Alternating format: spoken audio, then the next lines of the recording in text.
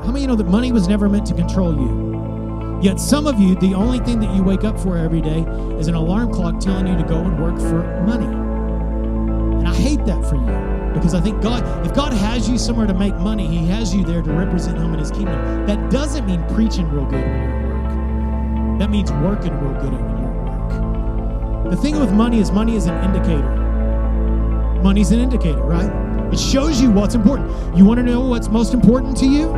Go look at your bank statement. But it's also a director. You know, Jesus said, wherever your treasure is, there your heart will be also.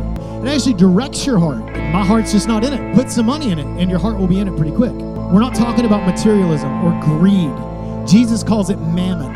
In fact, he says this, you can't serve God in mammon. Again, my agenda today is not to get from you. It's to invest in you.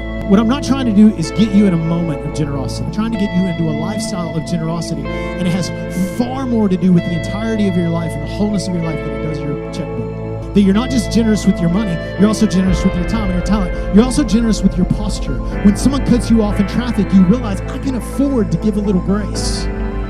When someone disagrees with you on Facebook, you can afford to be kind about it. I can afford someone mistreating me. You can too. Why? Because you're generous. Because you know that you mistreated God's standards, and God looked at you and said, I have a really high standard. And he wasn't like, depart. He was like, here's the way. He's generous.